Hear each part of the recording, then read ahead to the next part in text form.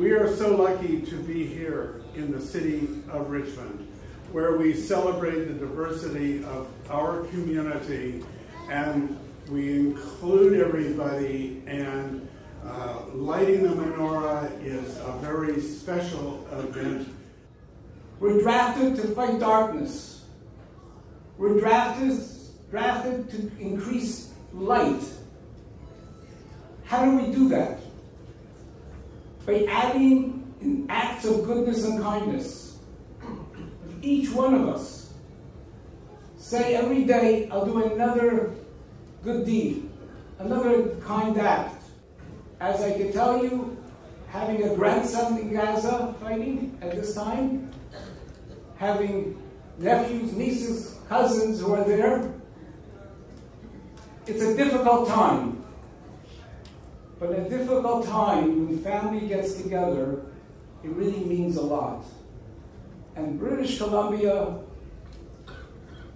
and Vancouver is very lucky that we have such a great family who are standing with us from all levels of government. And we'd like to thank you for showing your support and really caring for us, because as we go through these difficult times, friends mean the world to us. That we all come together today, regardless of party, regardless of level of government, because we want to stand shoulder to shoulder with our friends from the Jewish community and reinforce some really important principles. That on October the 7th, when Hamas terrorists invaded Israel and committed that slaughter, the worst that we have seen since the Holocaust, that it is so important at a time like this that there not be whataboutism or moral equivalencies, that there be moral clarity. And we stand united to say a few important things. Israel has a right to exist. Israel has a right to defend itself.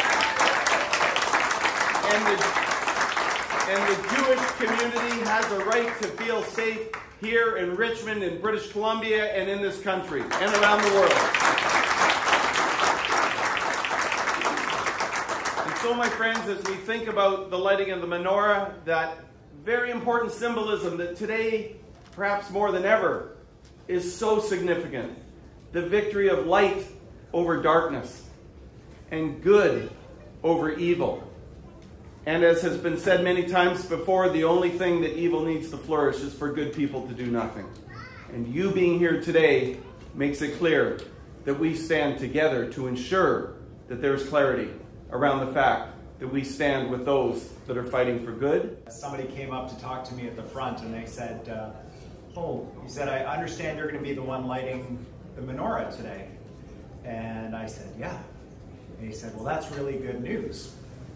And so immediately I thought, well, good news, our government's work on housing must be, or like, work on the cost of daily life, or strong leadership in difficult times. And he said, yeah, it's good news because they probably won't need the lift this year.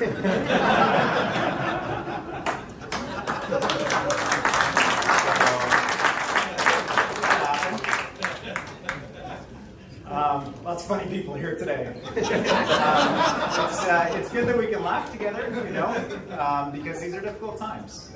You've heard a number of our speakers here today talk about the challenging time it is around the world, and particularly for the Jewish community. The horrific attacks of October 7th and the rise in anti-Semitism that certainly didn't leave BC out.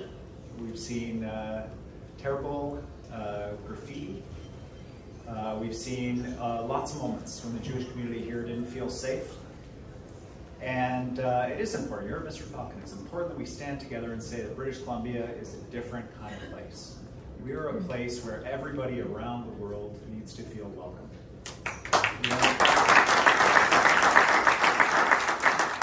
Our strength is our diversity and being an open and a welcoming province.